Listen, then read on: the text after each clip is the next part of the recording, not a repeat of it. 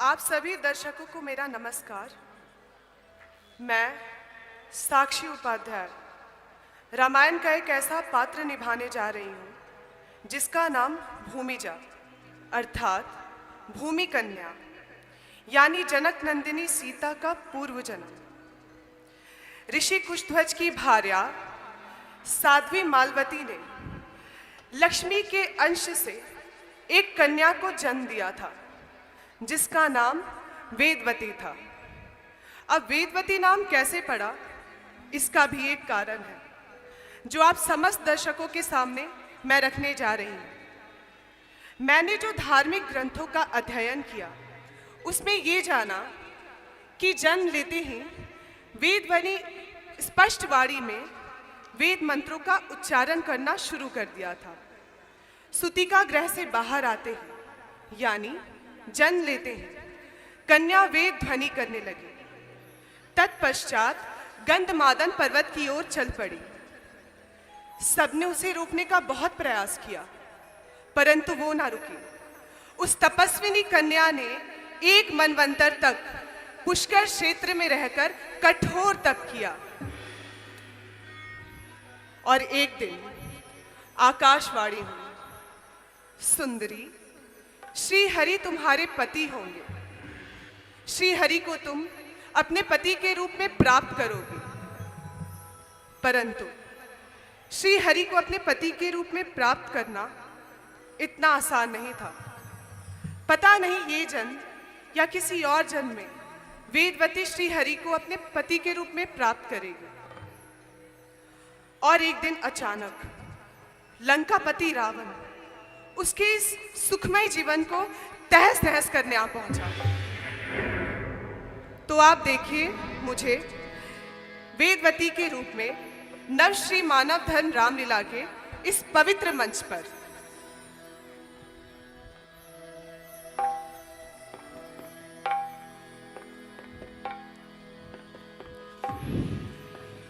प्रकृति अपने सभी संपदाओं के रहते जननी पद तब तक नहीं प्राप्त करती जब तक कि उसका संसर्ग, महत्व, बुद्धि तत्व एवं ब्रह्म से हो नहीं जाता। हे प्राणेश विष्णु, क्या वेदवती की परीक्षा की प्रतीक्षा भगवान शिव की चिर संगिनी जगदम्बा सती के उनके अपने पिता के यज्ञ कुंड में भस्म होने पर पार्वती रूप में जन्म लेने एवं साधना की स्थिति को पूरी करने की भांति ही होगी?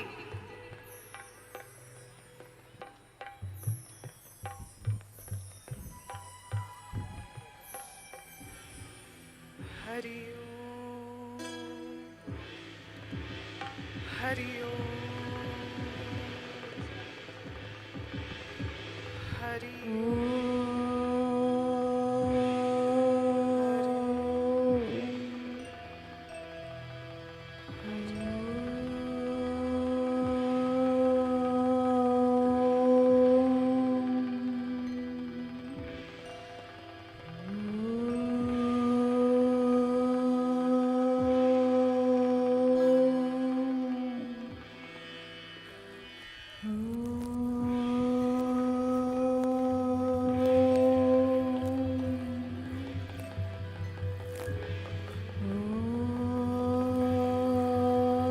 पानी की प्यास के मारे मेरा बुरा हाल हो गया है। ये पानी के बहने की ध्वनि कहां से आ रही है?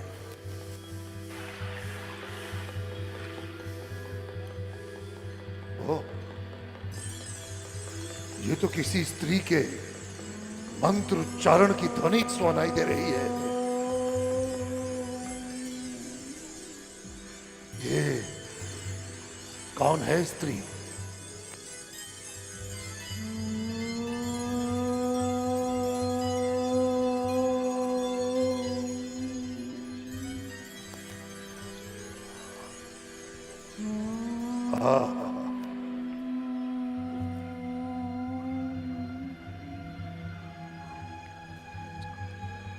इतनी सुंदर नव यौवना, वो भी वलकल वस्त्रों में और सुंदर इतनी जिसके आगे समस्त नारियां भी उनका सौंदर्य फीका पड़ जाए, ऐसा सौंदर्य तो मैंने पहले कभी नहीं देखा। ये रति स्वरूपा सौंदर्य, मैं तो स्वयं ही इसकी ओर खींचा चला जा रहा हूं। अगर ये सुंदर नव यौवना मुझे मिल जाए तो मैं तो अपनी लंका का राजपाट छोड़ दूं।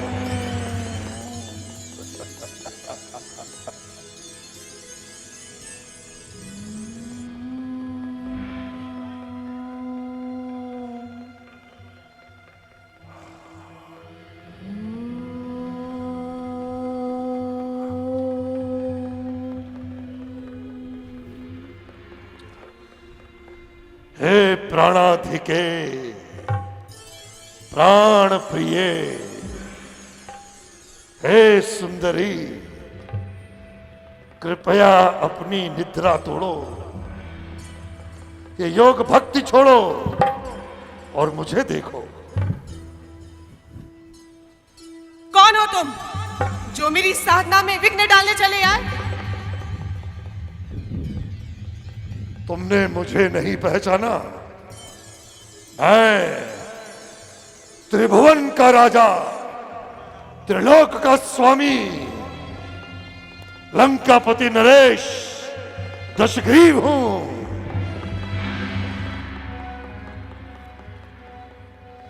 मैं अपनी प्यास बुझाने के लिए इस वन में चला आया। मैंने तुम्हारे मंत्रों की ध्वनि सुनी और तुम्हारी ओर खींचा चला आया।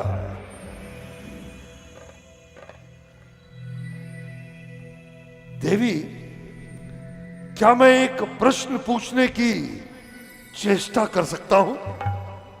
कहो, क्या कहना चाहते हो आगंतुक? कदाचित ये आपका ही आश्रम प्रतीत होता है। हाँ, किंतु आप तो एकाकी हैं, शेष कहाँ है? मैं यहाँ एकाकी ही रहती हूँ। क्या मैं एक प्रश्न और पूछ सकता हूं? कहो। इस बीहड़ वीराने में, इस उजाड़ वन में, इन तपस्वी वस्त्रों को धारण किए भयानक वन में विचरण करने का कारण? मेरे पिता ऋषि कुशध्वज एवं मेरी माता साध्वी मालवती यही आश्रम में रहते थे। यही मेरा जन्म हुआ, यही मैं बड़ी हुई। ओह, तो क्या आपका विवाह हो चुका है? हो चुका।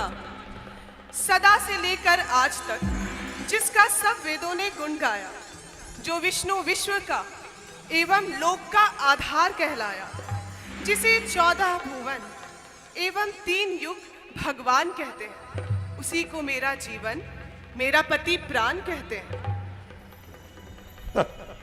हे देवी, मैं आपके कहने का तात्पर्य नहीं समझा।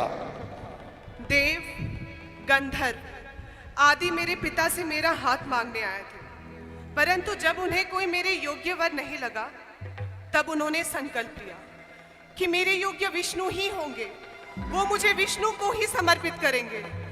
इस बात से कुपित होके उन दैत्यों ने मेरे पिता और माता दोनों का संहार कर दिया। बस फिर मैं कहाँ जाती इस आश्रम के सिवा। यही मैंने अपने पिता से शिक्षा प्राप्त की। जो मेरे पिता चाहते थे, मैं वही मार्ग अपनाऊंगी। मेरे पिता ने संकल्प लिया है कि मेरे योग्य विष्णु ही हैं, इसीलिए यही उनकी तपस्या कर रही हूँ। और एक ना एक दिन ये व्रत अवश्य पूर्ण होगा। किंतु हे सुंदर देवी, तुम तपस्या के लिए नहीं बनी हो, संभोग विलास के लिए बनी हो।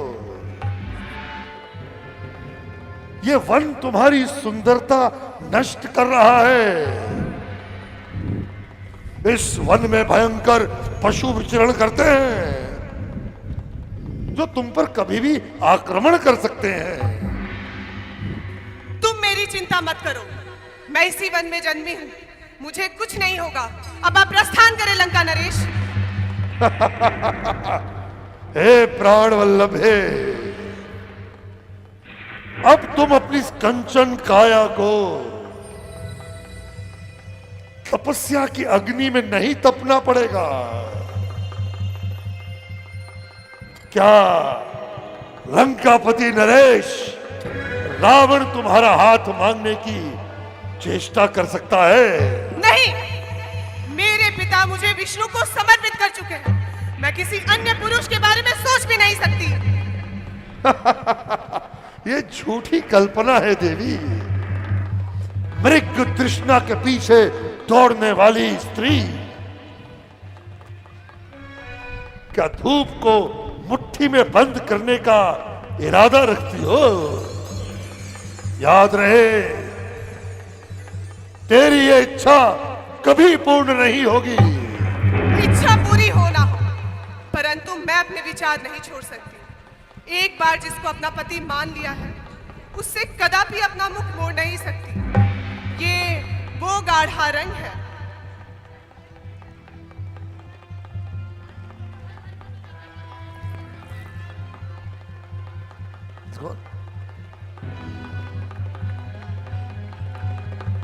प्रणाम, बरसात है, फिर कंटिन्यू करेंगे।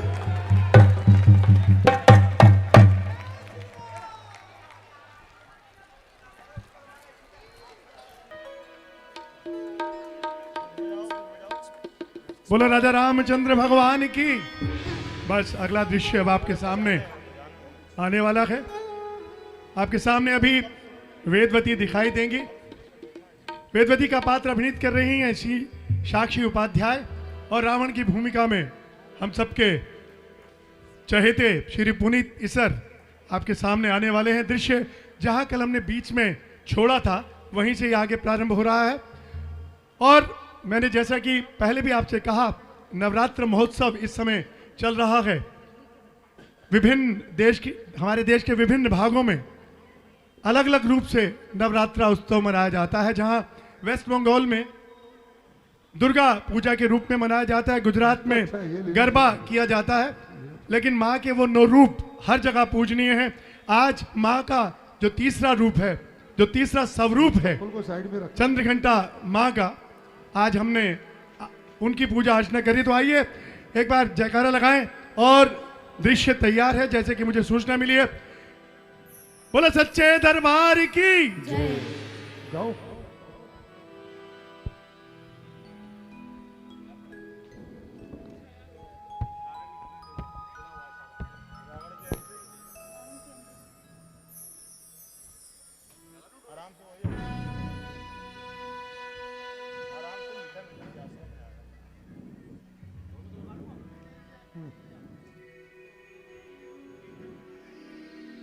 हे प्रिय, तुम्हारी ये झूठी कल्पना है।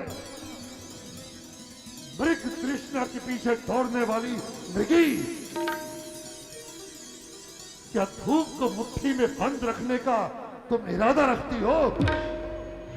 याद रखो, तुम्हारी ये इच्छा कभी पूर्ण नहीं होगी। इच्छा पूरी हो ना हो, परंतु मैं अपने विचार नहीं छोड़ सकती। एक बार जिसको अपना पति मान लिया है, उससे कदापि अपना मुख मोड़ नहीं सकती। ये वो गाढ़ा रंग है जो चढ़ गया हृदय के दर्पण पर। ये सच्ची कामना है जो पार उतरेगी साधना पर। मरु, इस ध्यान में बेशक मरण एक बार होता है, सती नारी का जीवन में प्रण एक बार होता है। हे देवी, तो फिर अभी तक विष्णु ने तुम्हारी प्रार्थना क्यों नहीं सुनी? क्या वो कपटी इतना निर्दयी है जो तुम्हारी तपस्या से प्रसन्न नहीं हुआ और तुम्हें अपनाने के लिए इस वन में नहीं आया? तुम मेरी चिंता मत करो, मैं इसी वन में जन्मी हूं, मुझे कुछ नहीं होगा। अब आप प्रस्थान करें लंका नरेश। मैं उस इंद्र के समान कपटी और धूर्त नहीं हूं। मैं लंकापति रावण हूं और तुम्हें अपनी प्राण प्रिय महारानी बनाना चाहता हूं।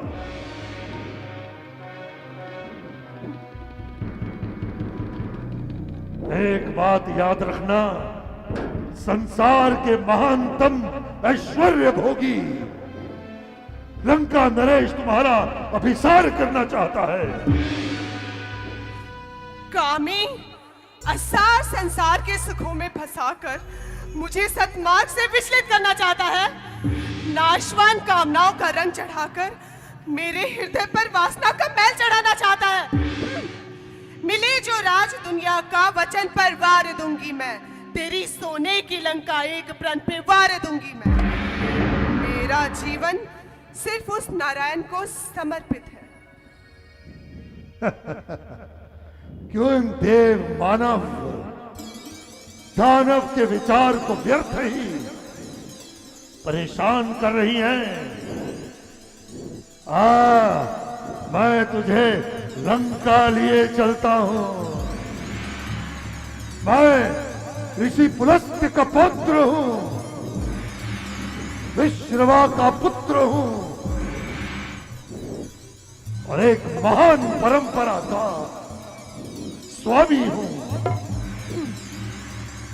मंदोदरी से विवाह, ब्रह्मा से वरदान, विशर्वा का पुत्र और इस प्रकार का तुच्छ आग्रह, दूध और पूत को नष्ट होने में देर नहीं लगती। तुमने तो उत्तम कुल में जन्म लिया है। अपने उत्तम कुल के इस सुयोग को अहंकार भरे कुकर्मों के कारण इस संस्कृति को कुकृति में मत बदलो रावण। तो 4 वेदों के ज्ञाता, सहस्त्रों ज्ञानी जिसके सामने पड़े रहते हैं, ऐ सोने की चिड़िया,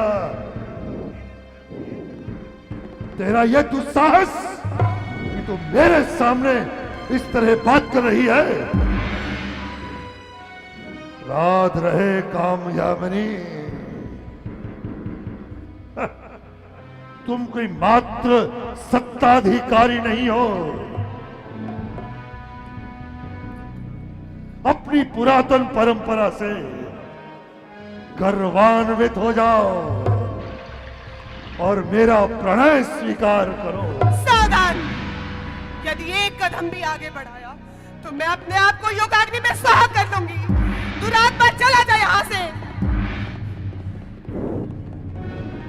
आज तक किसी ने भी रावण का प्रतिकार नहीं किया। छोड़ो नहीं!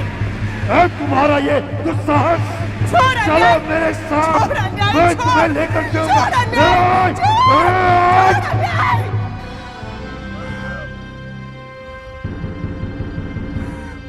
तुमने मुझे छूकर मेरे शरीर को अपवित्र कर दिया।